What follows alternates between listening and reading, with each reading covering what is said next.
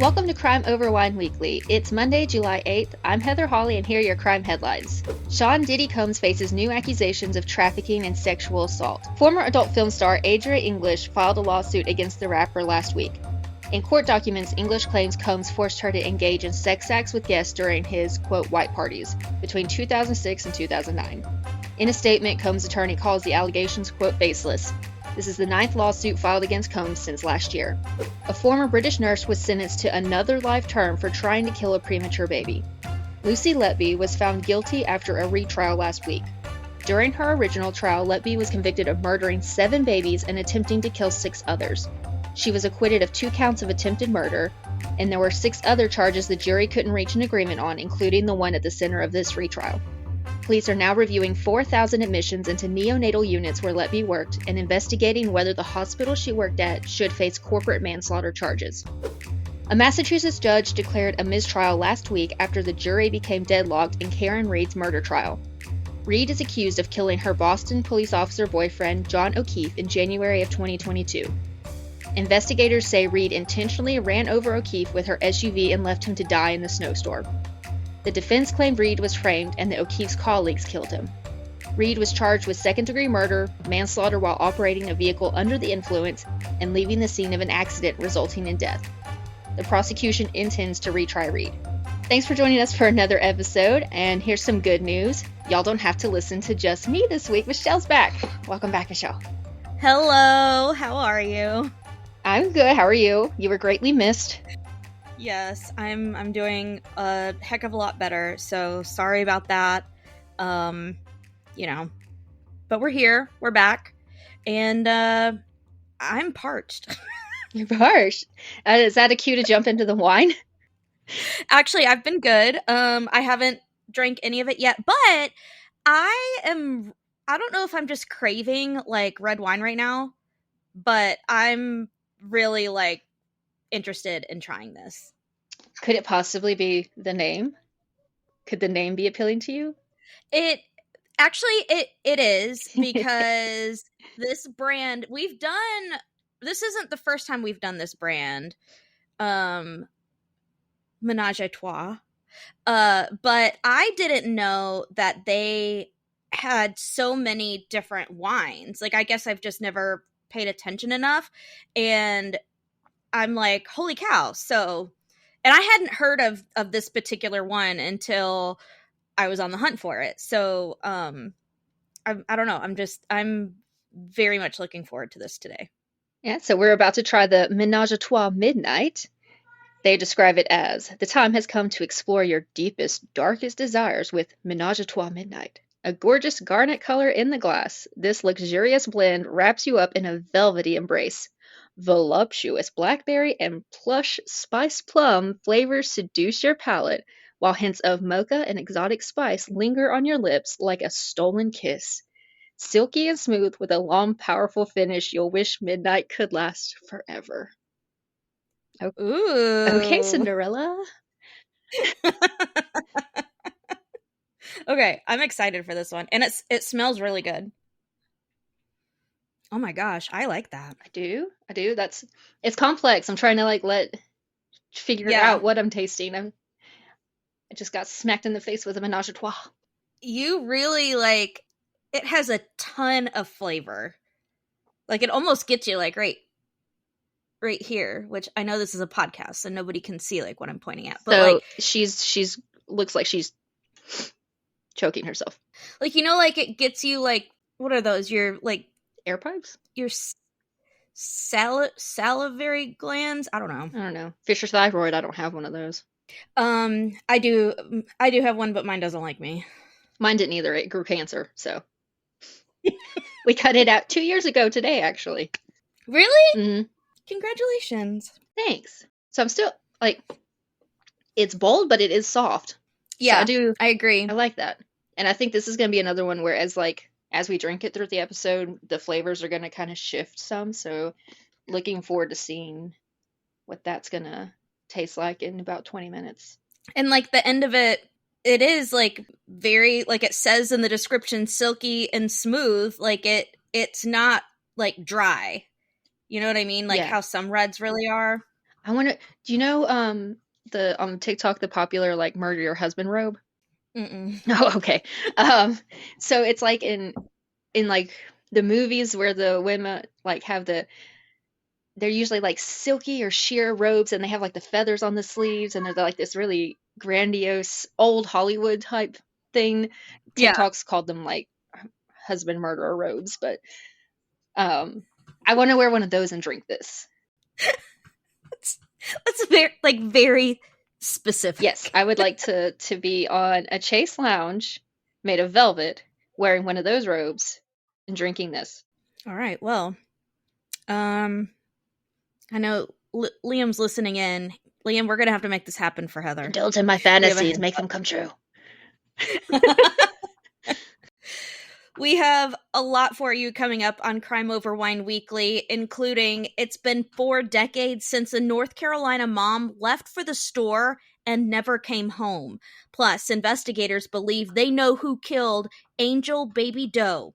Find out who after the break.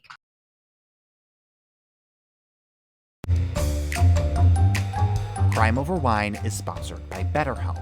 As someone who's used therapy for years, I know that finding a therapist can sometimes be a stress on its own, juggling your full-time job, your family, your friends, your podcast, and trying to find the right therapist on top of that can almost feel impossible. That's where BetterHelp comes in. BetterHelp matches you with a therapist that works for you on your terms. It's online, it's remote, and by filling out a few questions, BetterHelp can match you to one of 33,000 licensed professional therapists in as little as a few days. And because finding a new therapist is a lot like finding a new bottle of wine, if you don't jive with your therapist, you can easily switch to a new one at no additional cost. You can get 10% off your first month of BetterHelp by going to betterhelp.com/crimeoverwine. That's BetterHelp, HELP.com/crimeoverwine for 10% off your first month. Join over 4 million people who decided to get help and get happy with BetterHelp.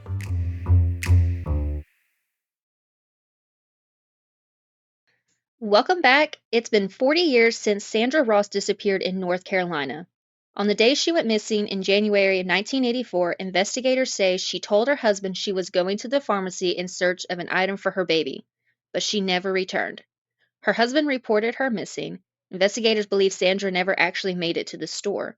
Her car, purse, and other personal belongings were left abandoned outside Cary Village Mall. There's also no record of Sandra buying anything at the store that day. If you have any information about Sandra Ross, contact the Wake County Sheriff's Office at 919-856-6800. Authorities in Ohio are asking for the community's help in the disappearance of a woman who has been missing for more than 20 years. Patty Adkins was last seen leaving the Honda of America manufacturing Marysville auto plant on June 29, 2001. She was reported missing over a week later after she didn't pick up her 7-year-old daughter. She has not been heard from by anyone, including her family, since. Authorities say her financial and personal records have not had any activity since she disappeared. Investigators believe foul play is suspected. She has since been declared legally deceased by the courts, but if you have any information, call Central Ohio Crime Stoppers at 614-461-8477. This story this week that I'm bringing you guys is a reminder that it is never too late to retest evidence and see what sort of DNA pops up. It's a crazy story. So 23 years after being abandoned in a ditch in Texas, the mother of a newborn baby girl is now charged with her murder. The baby, referred to as Angel Baby Doe, was discovered on November 18th, 2001. She was found wrapped in a jacket with her umbilical cord still attached off of the side of the road. Authorities say she was born alive and likely outside of a medical facility. A person found the baby as they were picking up cans on the side of the road. The baby died after authorities say she didn't receive proper medical care by failing to clamp the umbilical cord, causing the child to bleed to death. Shelby Stotts was identified as the baby's mother in September of 2003 through DNA samples, And here recently, she was just indicted on a second-degree murder charge. So, Heather, this one is, it's hard to really think about, that this precious newborn was discarded like a piece of trash, like a can on the side of the road. And just how did a mother go 23 years, with this knowledge? I mean, and this is an alleged crime, so she's just been charged with it. So I wholeheartedly believe in you're innocent until proven guilty. But this is just, it's a sad situation. It really is, and it's a situation that happens more often than it really should. But everyone has different factors in their life. Like, that doesn't justify leaving a newborn discarded like trash and letting them die. Like, how old was she? Was she really young? Do you know how old she was when this birth would have happened? I don't. So I think that could play a lot into it. I think it's also important to note, like, since we are talking about this topic, people can't, there are safe haven laws, and a lot of states are now getting those baby boxes. But even if you live somewhere where there's not a baby box, you can go to a fire station or a police station, and as long as the child is within a certain amount of hours old, you can bring it and leave it there, and there will be no questions asked and no charges that will be filed. So I think it's important to spread that awareness on that topic, because there are people that that are in different situations and don't know what to do. You know what I mean? Yeah, for sure. And I think it was Knoxville installed one of those safe haven boxes earlier this year, and within the first 48 to 24 hours, they already had their first baby left there. So that was one life already saved, and I know it has to be hard. I can't imagine if I had to give up my children when they were first born, that even if you weren't ready for a child, going through the whole process of pregnancy and birth and everything, there's some kind of attachment, but knowing that there are ways to safely leave them and that they will be taken care of has to be like a huge burden off of someone who has to go through that. And just I mean, I have never given birth to a child. You have, Heather. I mean, just to go through an experience like that alone, I can't imagine that. You know what I mean? Yeah, it's in a hospital surrounded by medical staff. It's a scary thing to go through because no matter how much you prepare, the actual experience is a whole new feeling and different for everyone too. So complications or anything might be coming up, and she had to deal with all of that on her own. And then if it was outside, it's not hygienic. It's not. So, I mean, she's fortunate that there weren't complications that were detrimental to her and the baby. As for the DNA that they tested here, is there any more on that? Like how they connected it to this woman? Was it a certain database that she was a hit on, or? It didn't go into all that. I think probably because this was an indictment, so a lot of that information is probably sealed. But I mean,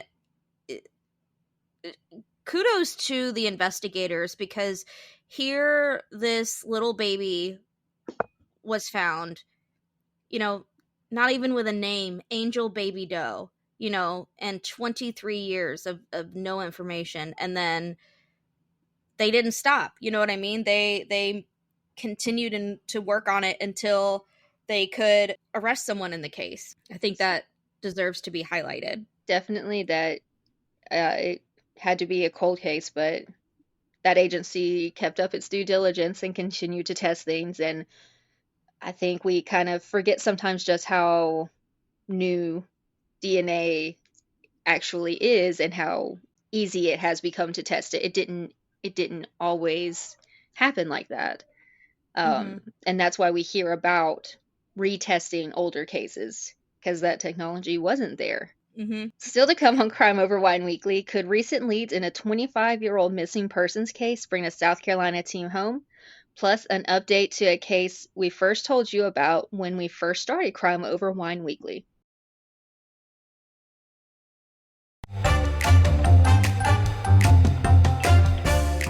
Crime Over Wine is proud to support Emancipet. Veterinary care shouldn't be a mystery, and neither should your pet's health. Emancipet's licensed veterinarians have answers to all of your pet questions. In the Vet Ed video series, veterinarians break down topics from spaying and neutering to protecting your pet in cold weather. Learn more at emancipet.org and watch Vet Ed on the Emancipet YouTube channel.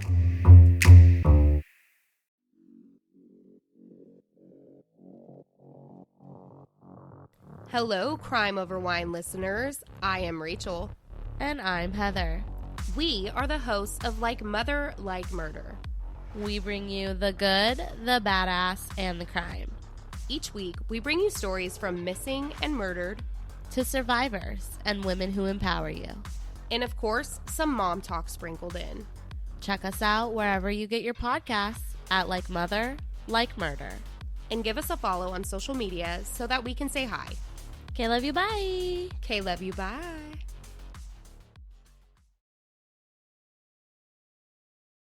Family and friends in Chicago honored a pair of sisters over the weekend, marking 23 years since they disappeared. Diamond and Tianda Bradley were 3 and 10 years old when they disappeared from their Bronzeville apartment in 2001. The family has dealt with several false leads over the years, but the family is still hopeful that someone will come forward. If you have any information about the sisters, contact Chicago Police. It's been 25 years since a South Carolina woman went missing. Investigators say Brooke Henson was last seen in the early morning hours of July 4th, 1999. Her family says the 19-year-old was sitting on her front porch when her parents pulled into the driveway. She left home shortly after and was never seen again. Investigators say in the last 6 months they've gotten several leads in the case. If you have any information about Brooke Henson, call Travelers Rest Police at 864-834-9029. And as I mentioned in the tease, the news for this week is an update in one of the very first cases I shared on Crime Over Wine Weekly. A 62-year-old woman faces charges in the death of a pregnant South Carolina teenager. 17-year-old Malaysia Hogg was reported missing on Valentine's Day. She was just days away from giving birth to her daughter. Her family says she was very excited to become a mother. Her body was found in a ditch 4 days later. Nearly 5 months later, an arrest was made. Jacqueline Reed was taken into custody on July 1st. She's charged with 2 counts of murder. Investigators say they found forensic evidence at Reed's home linking her to the crime, but haven't specified what that evidence is. A potential motive has not been shared either. Reed appeared in court last week and refused to speak with the judge. She was denied bond. Malaysia's stepfather, Michael Sapp, tells WJBF he asked Reed several times if she'd seen the teen when she first went missing. Sapp says, quote, "She looked right at me and was like, no," and knowing the whole time that she already had did that to my baby. SLED's investigation into Malaysia's murder is ongoing. There's a tip line to provide any information in the case. That's 803-896-0281.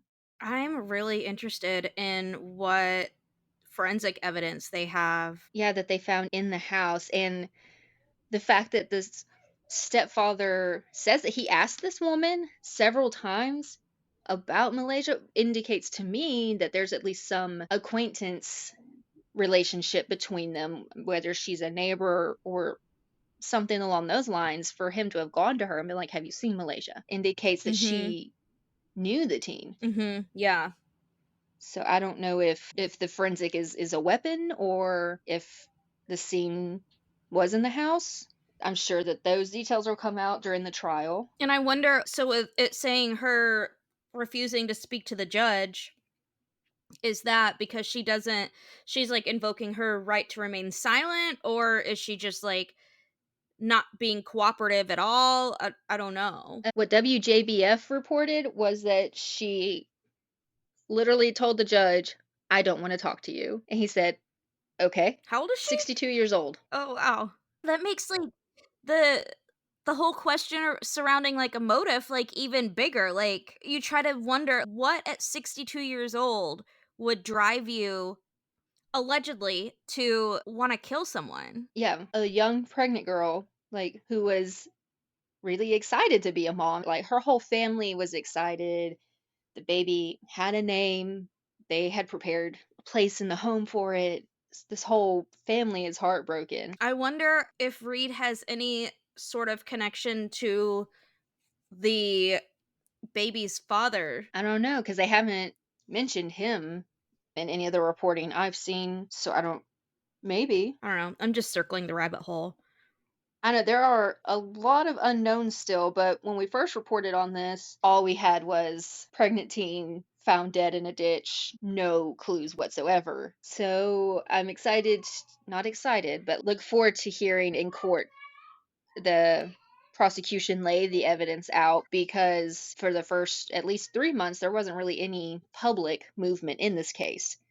So where did they find this evidence and like what led them to it? I'm very intrigued by. And when you talk about, like, physical evidence and forensic evidence, like, if we're talking from February up until now, that's a short amount of time for things to be tested like that in a crime lab, because usually there's a backlog. Yeah, I don't know when her next court date is at this time, so we will keep an eye out for that and follow the case as it progresses through the legal system. Okay. Also, really quick, the Karen Reed trial. Yeah. Like, holy cow, what happened there? I mean, That's why, so I didn't include any of this part of the story in the headline. Just headlines are the quick down and dirty facts of the story.